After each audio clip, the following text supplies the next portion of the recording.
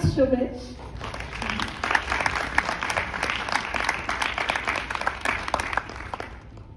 Mariana Luna Marquez.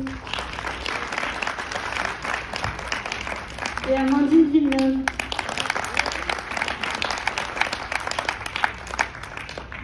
Et ah oui, tu peux venir. Timide. Voilà. Et son nom. Vas-y. Frédéric Artin, chorégraphe.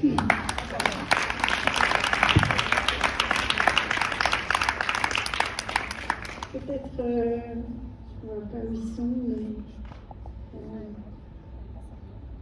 Olivier Couder, si vous nous rejoignez.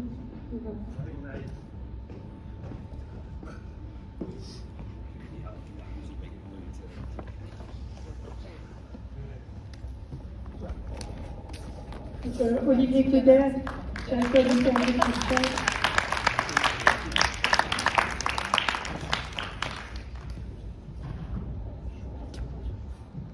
Édouard Cueil.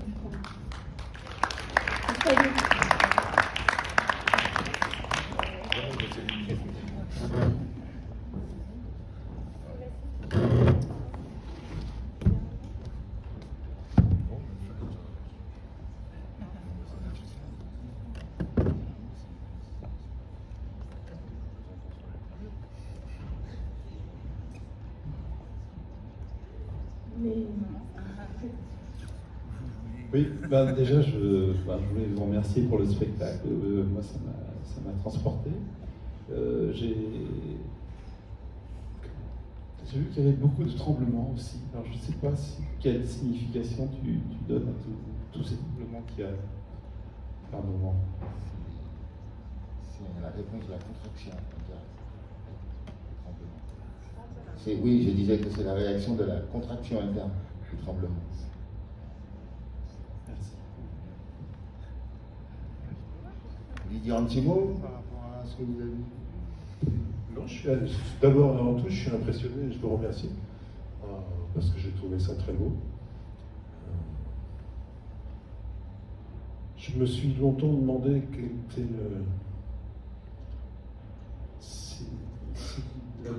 comment tu t'appelles? Mariana. Mariana, si Mariana était réellement portée à un handicap elle-même ou pas.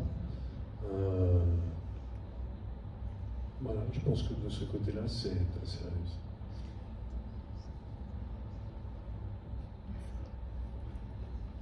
C'est toujours difficile à faire démarrer un débat, hein, que ce soit de notre côté ou du vôtre.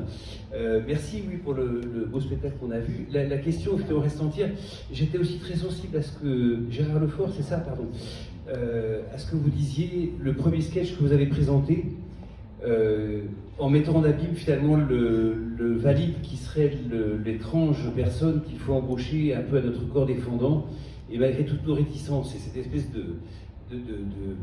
d'aversion des valeurs me paraissait très juste et très intéressante.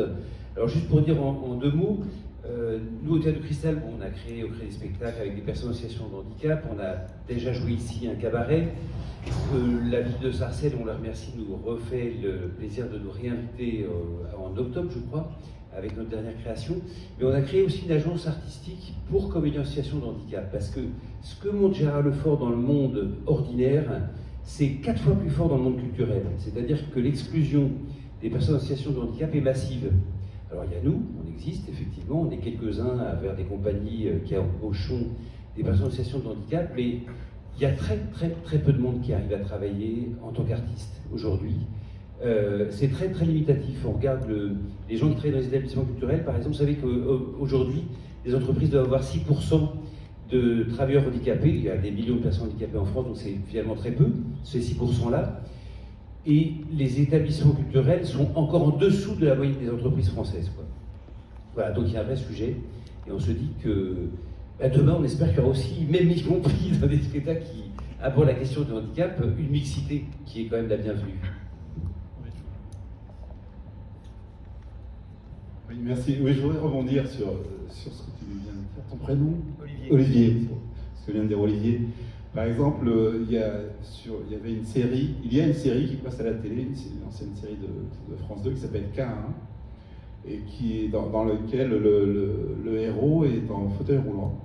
Et en fin de compte, la production a demandé à un comédien paraplégique, pour toute la première saison, de venir expliquer aux comédiens valides comment se servir du fauteuil roulant. Et après, il y a le comédien qui était le comédien porteur de handicap, on lui a jamais donné aucun rôle. Or, il était comédien, le gars, et on lui a demandé de venir là en tant qu'expert du fauteuil roulant. Même chose en ce qui concerne le film La famille dédiée. Il y a un seul comédien sourd, en fin de compte, dans la version française, ce qui n'a pas été le cas, au contraire, dans la version américaine qui a été oscarisée. Là, il y a même eu un comédien sourd qui a eu un Oscar. Donc, les anglo-saxons ne fonctionnent pas de la même manière. Pour revenir un petit peu sur l'essence aussi, c'est un spectacle que nous, on travaille en audio-description justement pour le rendre accessible au public malvoyant ou non-voyant. On travaille en partenariat avec l'Institut national des jeunes aveugles à Paris. Voilà, on travaille activement avec une audio-descriptrice sur ce spectacle-là et sur d'autres spectacles aussi qu'on a déjà créés ou qui sont en préparation.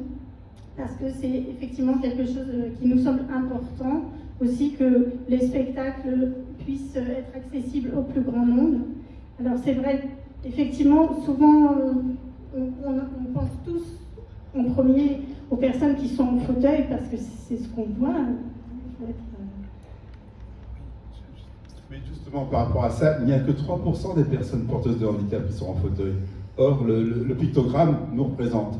Et donc, on assimile le handicap à la mobilité réduite, mais en fin de compte, il y a 80% des personnes porteuses de handicap qui ont un handicap invisible.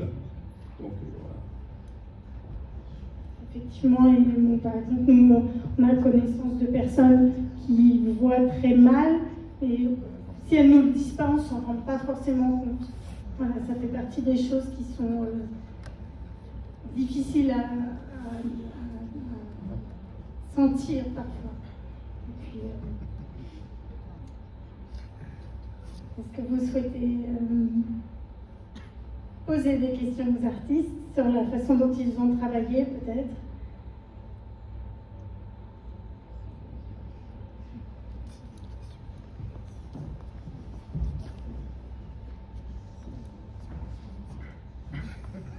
Bonsoir à tout le monde. J'avais une question du coup pour tirer un peu le trait par rapport à ce que Gérard a dit. Les artistes sont tous valides du coup? D'accord. On peut se poser la question du coup, pourquoi pas avoir pris de personnes avec un handicap? Tout simplement, c'est parce que lorsqu'on a passé l'annonce à Pôle emploi, on n'en a pas eu. Personne? Malheureusement, non. Alors, je vous donnerai les coordonnées de l'agence artistique qu'on a fondée. On a eu l'occasion justement de participer à l'événement qu'il y a eu à la porte de Versailles, avec le salon autonomique, voilà, c'est ça. Et là, on a rencontré plein d'artistes, voilà, qui sont en position de handicap. Mais en fait, peut-être que est-ce que la démarche est faite pour aller vers le Pôle emploi? Est-ce que c'est pas une difficulté, une espèce de timidité Parce qu'à l'origine, quand même, c'est une personne en situation de handicap qui a fait le premier rôle. La première fois le rôle de Mariana. C'est pour ça qu'il y a cette similitude avec la vérité un peu. J'ai une deuxième question pour Gérard, et après, promis, j'arrête, je rentre chez moi. Non, mais voilà, il n'y a pas de souci. Votre histoire a ému beaucoup de monde autour de la salle, je pense, particulièrement les femmes peut-être. Est-ce que vous avez trouvé du coup une personne pour porter votre cœur? Je suis marié, hein, mais il faut On veut savoir. Merci beaucoup. Donc, c'est les 07 81 71 56 47.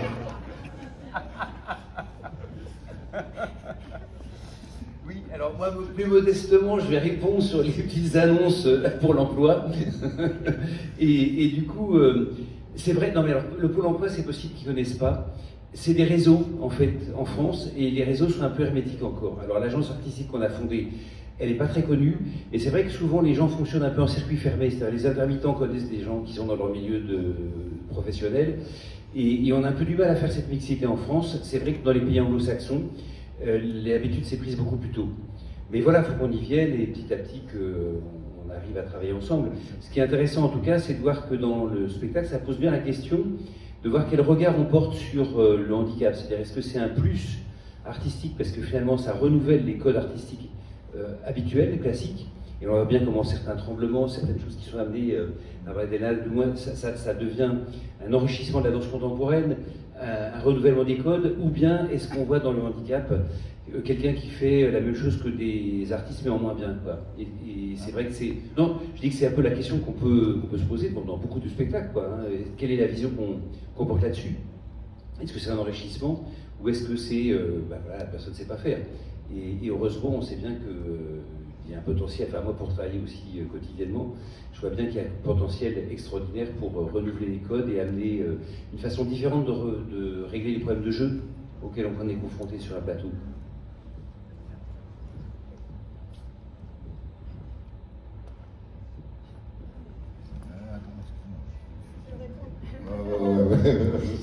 Ça me titille. En ce qui me concerne personnellement, c'est une richesse supplémentaire. C'est une richesse supplémentaire autant physiquement que aussi l'effort que nous, chorégraphes, devons faire, ce qui nous enrichit aussi, l'effort que nous devons faire pour trouver le chemin. Et ça nous apporte beaucoup de choses. Le fait de faire cet effort et pas tomber dans les stéréotypes ou toutes les choses habituelles de la danse contemporaine. Oui, je voudrais juste un petit témoignage.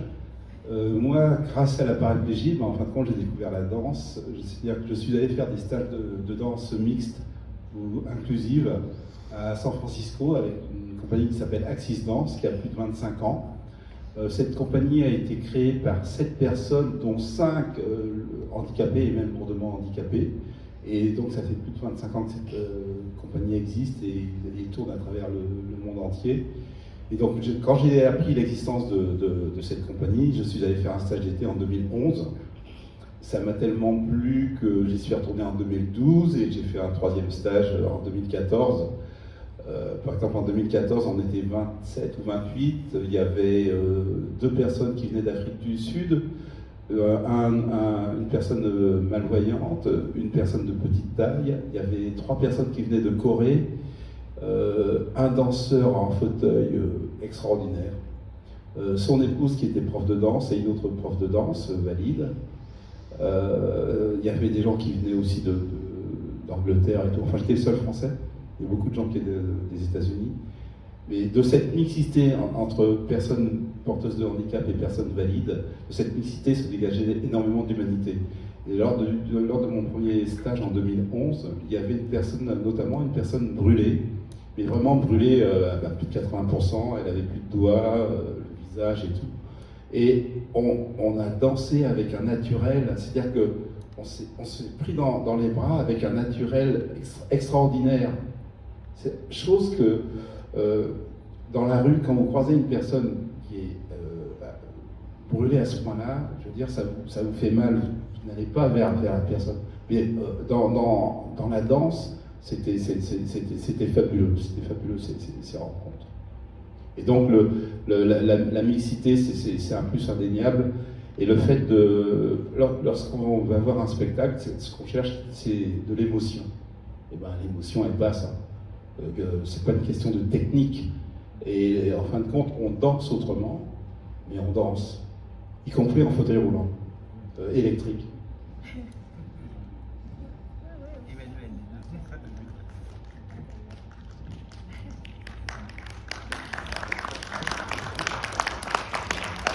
Ah bah du coup, je me lève. Par rapport autour de ce spectacle aussi, justement, pour revenir un peu sur tout ça, nous aussi, on travaille sur des pratiques partagées, justement.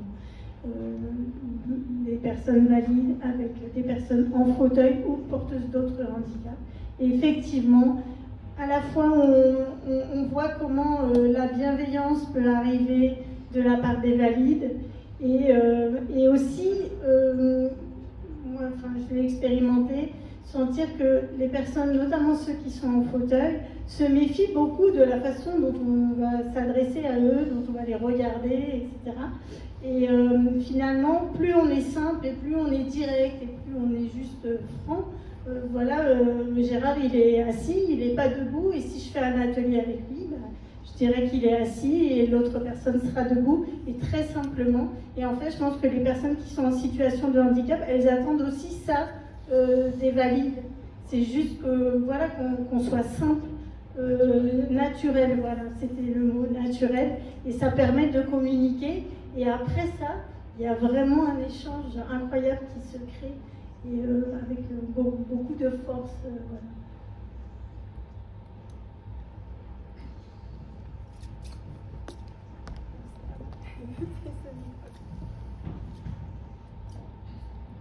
J'ai trouvé le spectacle très divertissant et émouvant.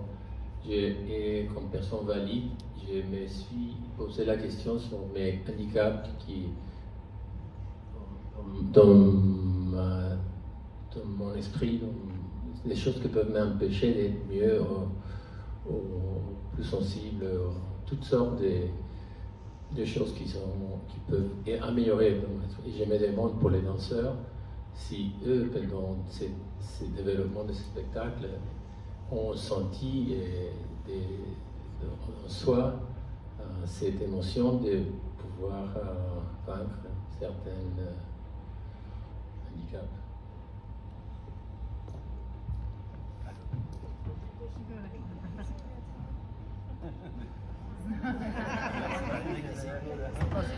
Bonsoir. Alors, en ce qui me concerne, en tout cas dans le processus de création, pour mon rôle, ça a été vraiment une recherche plus de sensations. Donc, je ne suis pas dans une danse démonstrative, externe. Je suis très dans l'émotion, dans l'intérieur, dans la recherche de plusieurs types de qualités de mouvement. Notamment, je rebondis quand vous parliez sur le tremblement, et donc oui, c'est un travail sur la contraction musculaire, donc ça a été pour moi, en ce qui me concerne, une grande recherche, quand je suis très sensible à ça, parce que j'ai aussi mon expérience avec des personnes handicapées, ça a été quand même oublier finalement ma validité, on va dire, pour me laisser porter dans l'émotion et comment je perçois en fait de traverser cette air et de rester suspendu et de repartir. Enfin, c'était vraiment pas dans une idée de montrer quelque chose ou de faire des mouvements un peu formels, on va dire. Donc voilà, je sais pas si j'ai répondu à votre question, mais voilà, je peux tourner le micro peut-être. Bonsoir. Donc pour moi ça a été une découverte aussi, exactement dans le même sens où on va essayer de chercher d'autres sens. Moi j'ai contacté des personnes malvoyantes notamment, et donc c'est aussi essayer de repartir à la base et de se détacher du mouvement purement formel. Et moi, en tant que dans mon personnage, je suis beaucoup dans l'accueil de ce comment elle va être. Donc j'entre d'abord dans une atmosphère avant de proposer un mouvement, et je suis toujours en train de capter comment elle va réagir. Et ce qu'elle me disait tout à l'heure, c'est qu'à chaque fois c'est différent pour elle. On en parlait. Dans la loge. Ouais. Et donc je lui ai dit que c'était super parce que du coup moi c'était différent aussi à chaque fois. Et moi, ce que ça m'a fait travailler, c'est énormément de douceur pour l'accompagner. Après, voilà, il y a des parties qui sont plus dansées ou quand même qui sont techniques, donc il y a le côté danseur qui revient forcément. Mais voilà, dans mon approche, c'était de miser sur la connexion avec la personne que j'ai. Et en plus, Mariana, je l'ai rencontrée quasiment dans son personnage. La première fois que je l'ai vue, on s'est mis à danser. Donc elle était dans son personnage. Et donc je suis d'abord entrée en contact avec ce côté-là, avec ces peurs qu'elle ressentait. Donc ça a été une chouette découverte aussi. Ouais, comme ça. De plonger directement dans cette ambiance-là. Et voilà. Bonsoir. Eh bien, pour ma part, mon travail a été assez différent de ce qu'ont fourni Mariana et Constance, puisque moi et Amandine, on est entre guillemets les représentations du passé du personnage principal, donc de Mariana, à différentes époques de sa vie, que ce soit dans son adolescence, dans le premier duo avec Constance, ou bien plus tard dans les différents solos à la fin. C'est les différentes étapes de danse qu'elle a passées dans sa vie. Donc le travail a été un peu différent et ça permet justement aussi, personnellement, d'après, mis à part, enfin, en dehors de la danse, d'avoir une autre manière de voir les choses au quotidien. Quand on est face à des personnes en situation de handicap ou quel que soit le handicap, le fait de travailler dans ce sens-là nous fait justement évoluer notre manière de voir les choses face à ces personnes qui, en temps normal, peut-être, on n'a pas forcément les mêmes types de réactions. Donc ça nous permet aussi d'évoluer vis-à-vis de ça, en tout cas moi personnellement.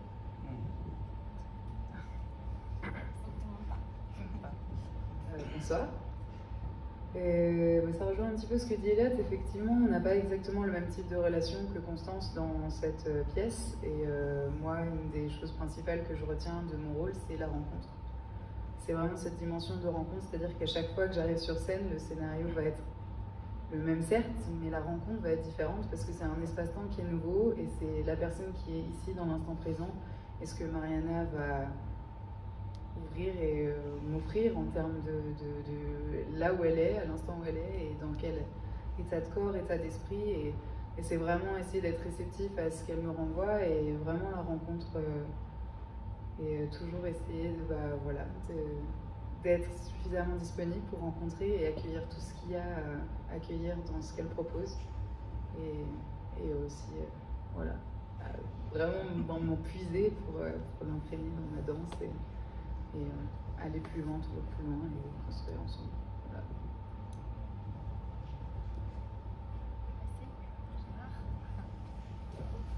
Je vais dire un tout petit mot passant, puis je repasse le micro après.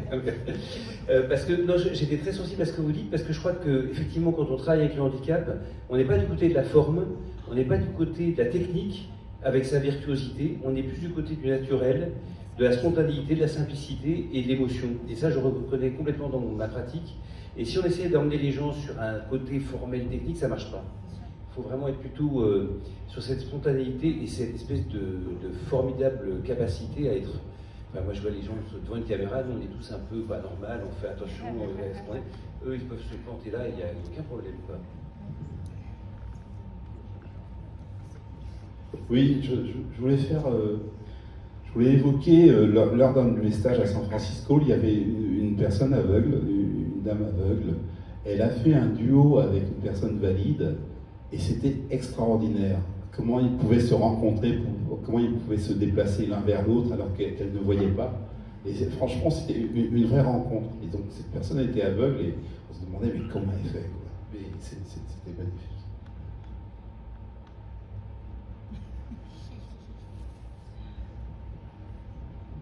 À travers tout ça, oui, c'est vraiment ce que nous, on a envie de partager, de transmettre, que ce soit auprès de vous. On s'est rendu compte que peut-être les jeunes sont très sensibles à tout ce travail, à tout ça. Ils sont un peu intimidés, mais au fur et à mesure, en fait, ils en parlent plus facilement aussi. Ils ont peut-être moins de freins, moins de barrières que nous en tant qu'adultes. On est déjà un peu formatés, on a des habitudes. L'idée du spectacle, c'est ça aussi, c'est d'essayer un peu de faire tomber ces barrières, de faire en sorte qu'on puisse réussir à parler de ces choses, enfin, à parler du handicap et à parler avec les personnes qui sont handicapées, quel que soit le handicap. Moi, je connais des adultes trisomiques, voilà, avec qui je communique très très naturellement et c'est génial. Voilà, donc il y a beaucoup de chemin à faire, je pense encore. Mais, voilà, peut-être notre camarade pourrait parler du documentaire qu'il a fait là. Alors je passe la parole à Edouard. Je ne sais pas si... Moi, ma pratique est profondément différente puisque c'est une pratique du documentaire. Donc on n'est pas dans une pratique, comment dire, c'est moins fictionnel, ouais. On est dans le réel. Donc, je ne fais pas travailler, entre guillemets, des personnes avec un handicap. Je vis avec, ce qui est un peu différent. Et ce que je vois, c'est que ce qui est vraiment intéressant, c'est d'essayer de développer à chaque fois qu'on peut l'estime de soi et le pouvoir d'agir. Quand j'ai fait un film avec mon fiston, j'en ai fait d'ailleurs, je suis en train d'en finir un autre. Ce que je sais, c'est que ça lui a permis de s'affirmer, ça lui a permis de dire qu'il existait, ça lui a permis de dire que sa parole avait une valeur, que c'est extrêmement important de considérer que la parole et le désir et la volonté de quiconque, et donc en particulier de celui qui porte un handicap, mais ceci étant, c'est vrai de n'importe qui, a une valeur et qu'en dehors de cette valeur qu'on lui accorde, on se renferme, on s'écroule, parce que si à chaque fois qu'on dit quelque chose ou qu'on veut quelque chose, ben mon Dieu, tout le monde s'en fout, on finit par ne plus rien vouloir, ou en tout cas par s'imaginer que c'est plus la peine de vouloir, et on s'enferme dans une bulle, et le monde s'écroule. Donc voilà, je pense que c'est important, voilà, cette histoire d'estime de soi, de pouvoir d'agir, et de respect de la parole de chacun. Je sens que Gérard a envie de dire un mot. Non, j'en profite, comme je viens d'Angers. Oui, non, c'était par rapport à le besoin qu'il y a de façon qu'on puisse voir le plus possible de personnes porteuses de handicap. C'est-à-dire que dans les fictions, il y a à peu près 0,7% de personnages qui sont porteurs de handicap. Or, dans la société, il y a pratiquement 12% de personnes qui sont porteuses de handicap. Donc il y a un grand décalage entre la fiction et la réalité. Et si on arrivait dans les fictions à mettre la même proportion, après ça devient naturel, tout simplement. Nous sommes tous des humains avec différentes particularités, point. C'est tout simple, mais on a du boulot, on a du taf. Hein. J'avais aussi envie de rajouter un truc. Le gars avec qui je tourne, ça fait maintenant 12 ans qu'on bosse ensemble, on co-réalise. Moi, je suis plutôt du côté du son et lui, il est plutôt du côté de l'image. C'est même franchement, moi je suis au son et lui est à l'image. Lui, il est sourd. Et il m'a fait comprendre plein de trucs, même à propos de mon propre fils. Il m'a raconté, par exemple, des histoires du genre, quand il était gosse, combien de fois il a dit aux gens qui l'entouraient, ouais, j'ai compris. En fait, il n'avait rien compris du tout. Mais l'essentiel pour lui, c'était de ne pas se faire jeter. C'était de pouvoir continuer à être avec les autres. Alors, je le savais à propos de mon fils, mais ça m'a clairement éclairé. Ça m'a fait comprendre plein de trucs de son propre comportement. Parce qu'une personne qui a une trisomie, on ne sait pas trop si elle a bien compris, si elle fait semblant d'avoir compris, si elle a compris à demi. Et dans le film, à un moment donné, le fiston lui dit « J'ai envie de partager ma vie avec les autres. » Voilà. Enfin,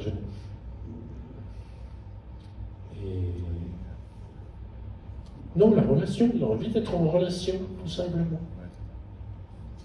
Partager sa vie. Partager la vie. Ouais. Ce qui est étonnant, c'est que toute cette histoire actuelle où on voit qu'on peine à faire de l'intégration, de l'inclusion, dans ces grands mots à la mode, enfin bref, de se rencontrer un peu entre valides et les personnes en situation de handicap, dans l'art, ça se fait très facilement. C'est ce que tu racontais tout à l'heure avec l'histoire du stage là. Et alors, en même temps, c'est vrai que les chiffres sont catastrophiques, et en même temps, par rapport à il y a 10-20 ans, ça a beaucoup changé.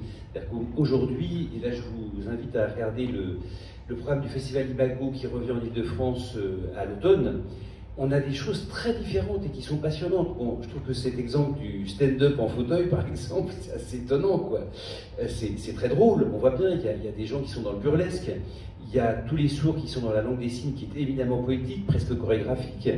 Il y a des gens qui sont, comme Jérôme Bell, par exemple, qui est un grand chorégraphe très connu, qui fait un travail très, très étonnant, très proche justement de la sensibilité, hors dehors de la forme, comme on l'a décrit tout à l'heure. Il y a vraiment des tendances qui se diversifient. La danse anglaise est passionnante aussi, comme Doko, Stop Gap, qui font des trucs géniaux. Voilà, donc vraiment, je vous invite à regarder, parce qu'on est surpris de la diversité, et ça va complètement au-delà des clichés dans lesquels on peut enfermer souvent le handicap comme quelque chose de triste, d'un peu ennuyeux et compassionnel, quoi.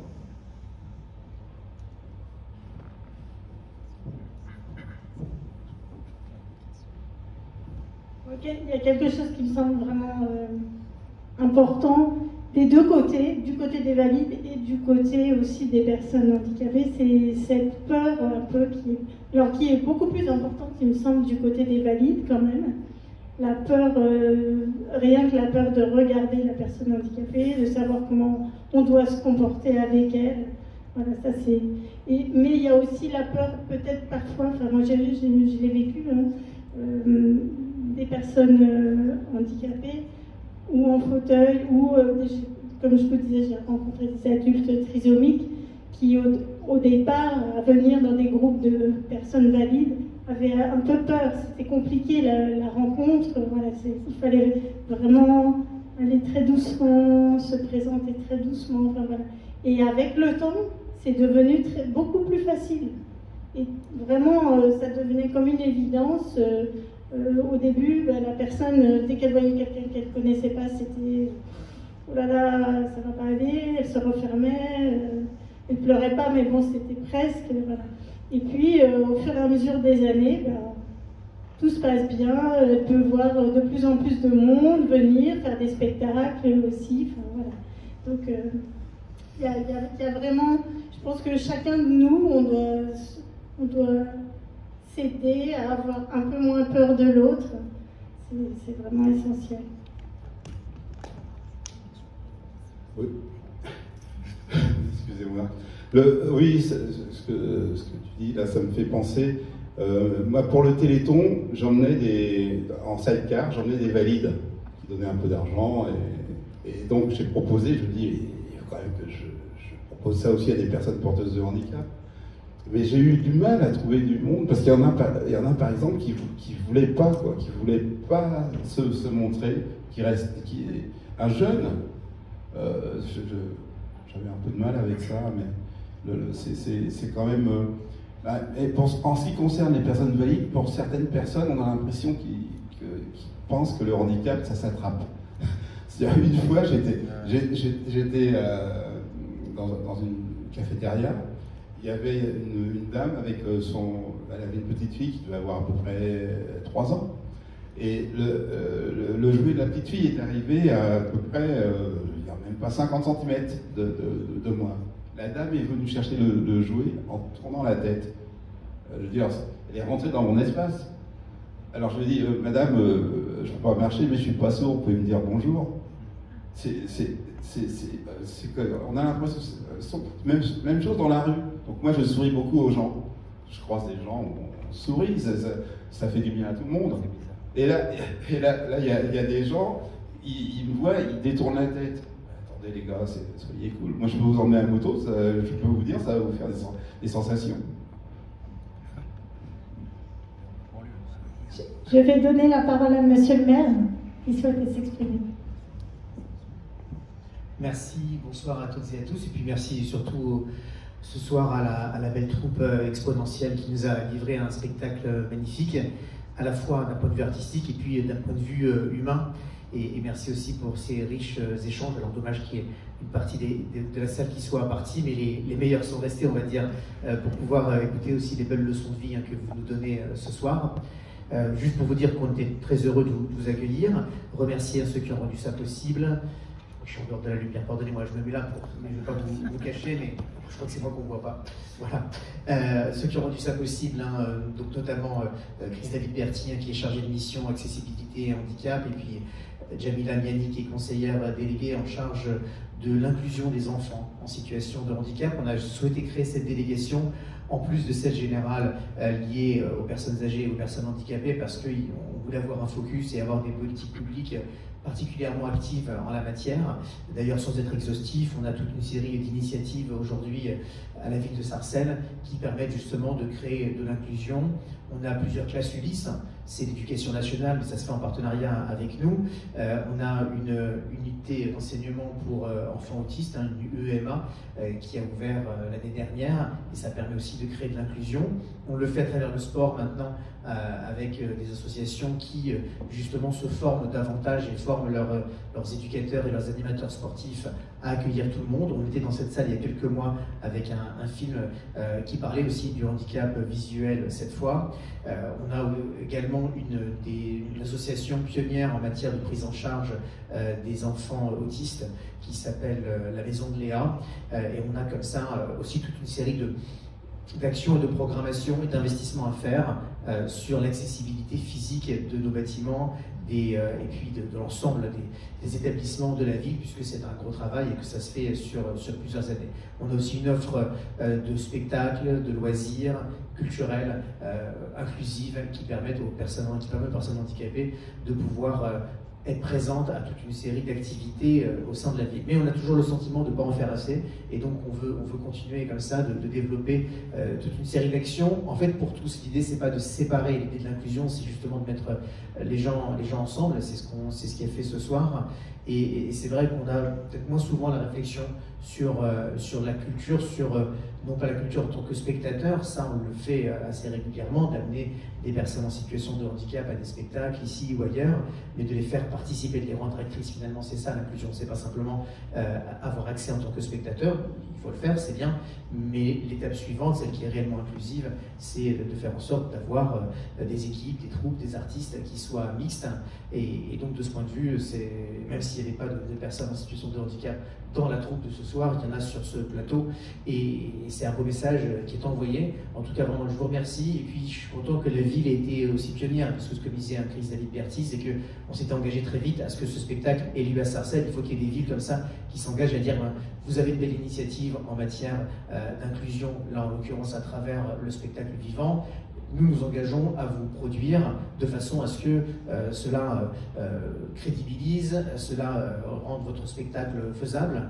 Et puis il y a des gens qui s'engagent pour cette cause, que ce soit d'une manière ou d'une autre, par les messages que l'on peut envoyer, par la programmation, par le soutien financier aussi à un certain nombre d'actions. Et plus vite on ira dans une société qui a besoin d'être beaucoup plus proactive. On voit qu'il y a des pays qui sont mieux avancés que nous, qui ont un autre regard sur le handicap. On voit qu'il y a des parents d'enfants en situation de handicap, dans l'autisme en particulier, qui vont les faire prendre en charge en Belgique par exemple ou aux Pays-Bas, et donc on se dit qu'on a encore un grand chemin à mener, et en tout cas vous encouragez dans cette voie à travers le spectacle et le message que vous avez délivré ce soir. Merci beaucoup. Merci beaucoup.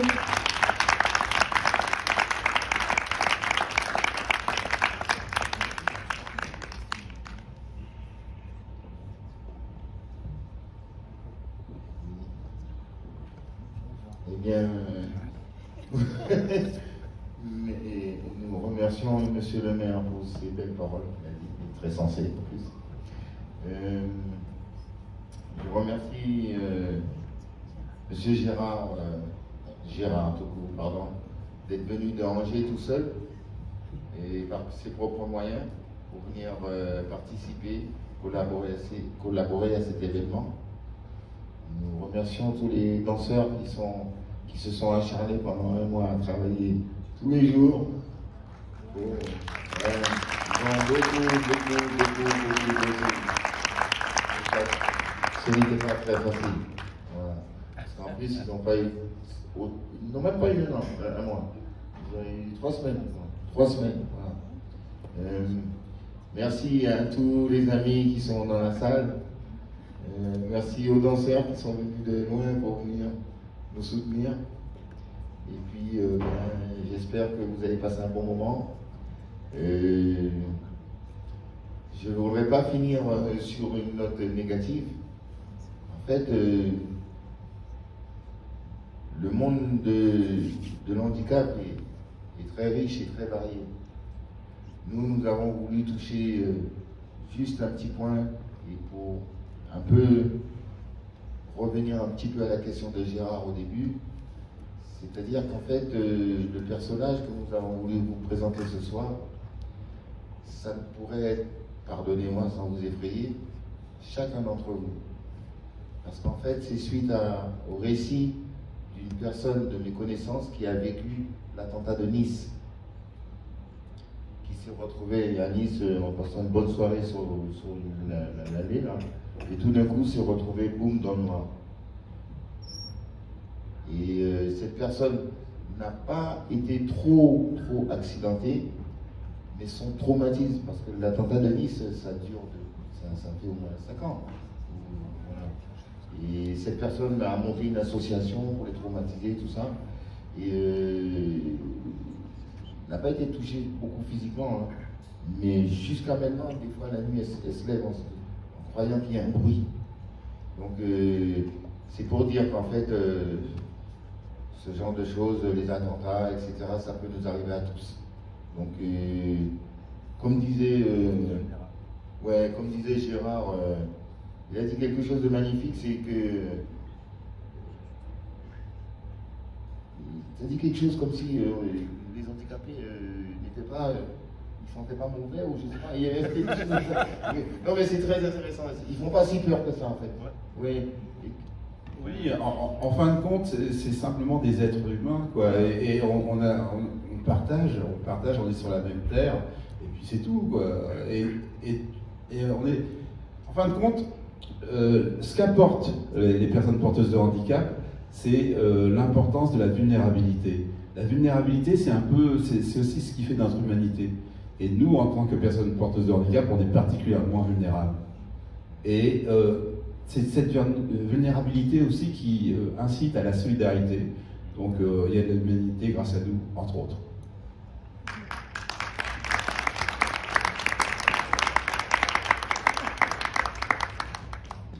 S'il faut dire encore un mot, je n'en dis rien, parce que j'avais envie pour moi de dire qu'à un moment, il y avait l'histoire de la peur.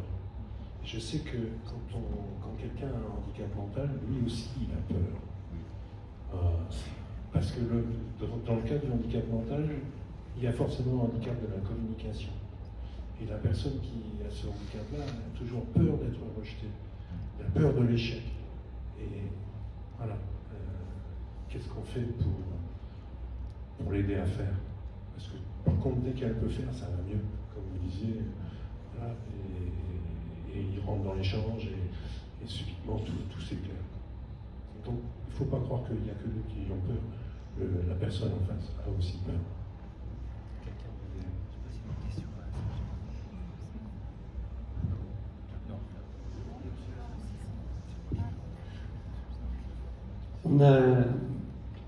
On avait envie d'applaudir à chaque exploit de vos danseurs, et on a été tellement émus qu'on n'a pas pu applaudir. Et je pense qu'il faut vraiment les applaudir. Parce que c'est la première fois que je vois ça. Les danseurs ont été formidables. Et puis tout le monde est resté figé par rapport aux exploits que ces danseurs-là ont fait. Donc il y a eu une émotion qui est passée.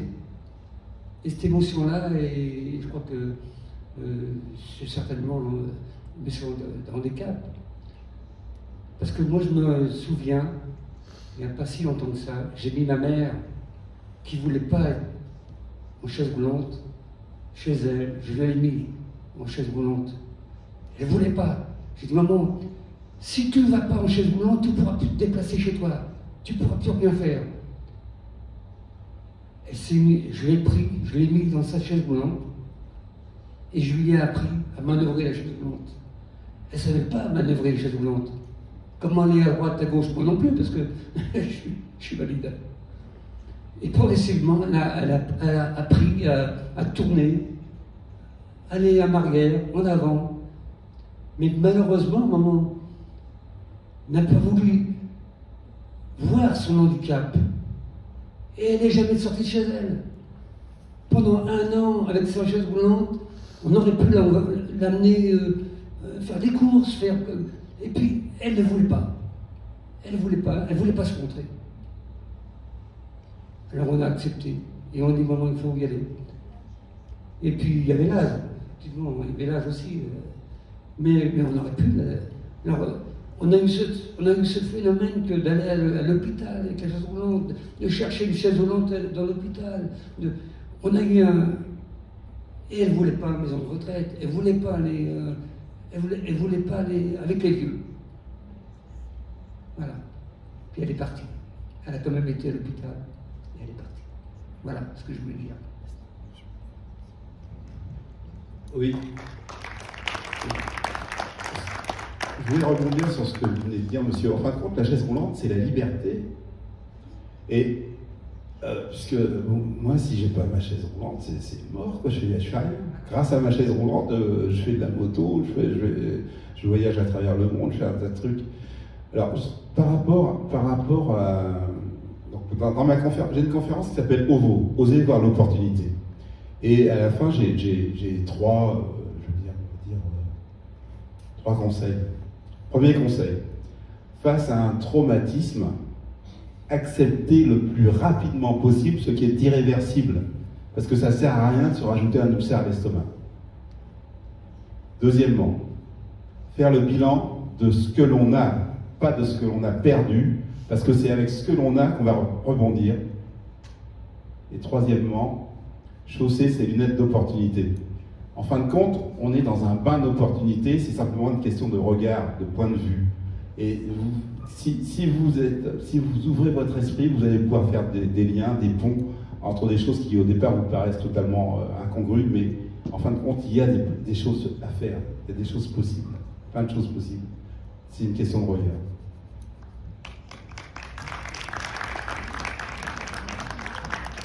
Juste pour conclure, pour vous dire que on espère en tout cas que suite à ce spectacle et au cours des prochains jours et du reste de votre vie, peut-être on aura aidé à changer un petit peu votre regard.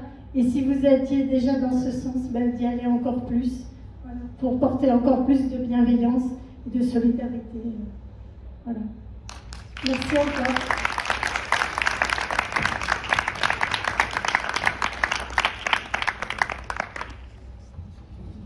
Voilà.